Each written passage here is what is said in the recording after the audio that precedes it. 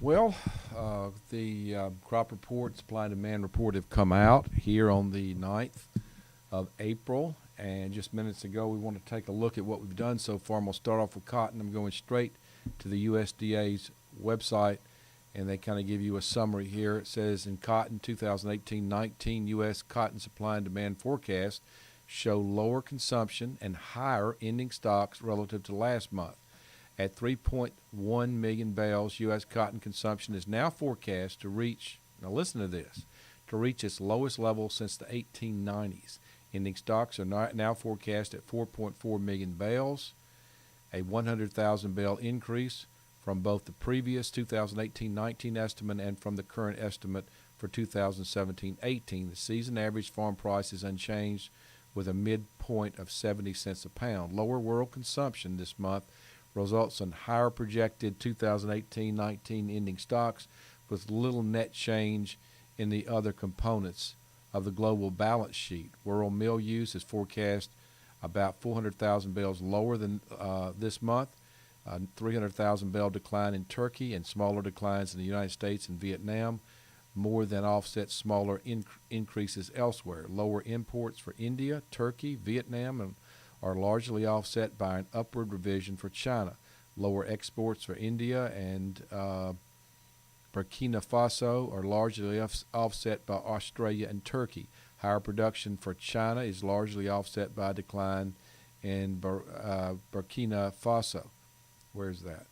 World ending stocks in 2018-19 are forecasted about 360,000 bales higher this month, with an average increase in China's stocks more than offsetting decline in stocks outside China.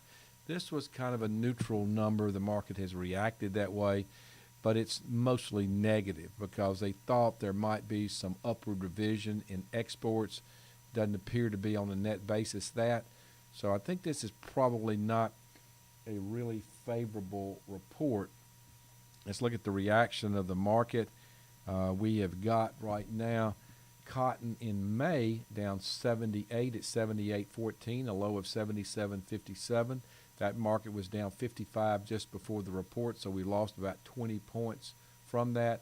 July cotton down 51 at 78.49, a low of 77.93. December cotton down 52 at 76.65 with a low of 76.25. So that's the reaction of the market. Now let's take a look at grains. Ending stocks for 2018-19 in corn, 2.035 billion bushels.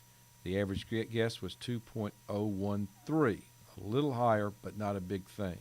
Soybeans, U.S. ending stocks, 895 million. That's below the average guess, which was 913. That's a little friendly. Wheat, ending stocks 1.087 billion bushels, and they had thought it was going to be a little lower at 1.076. So a little friendly for beans, a little negative for corn and wheat, but not anything dramatic. World ending stocks, corn 314. They thought it would be 312, a little higher ending stocks. Soybeans 107.4. They thought it would be 108.4, a little lower there. Wheat 275.6. They thought it would be 271.1. So again, same thing, a little negative for corn and wheat, a little bit friendly for soybeans, but I would think corn and wheat will would be the more dominant force here. And then we've got production. Hold on just a second here. Stocks. World production. Australia is a little high. Argentina is a little higher than we had thought for world production. Brazil a little bit higher also. That's for corn. Soybeans are right on target. Really right on target. So no real surprises. So on balance, you'd have to say corn and wheat negative, a little positive for beans. But at the moment, here's what we got. The bean market was down 2.5 before the report. Right now, beans are unchanged, so we have firmed up.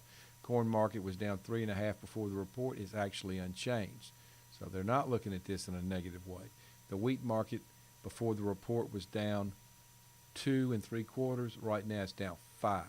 So there you go. A little friendly for beans, actually a little friendly for corn, a little negative for wheat, and negative for cotton. That's it. Thanks for being with us for this edition of our monthly crop markets survey and summary. We'll talk to you later.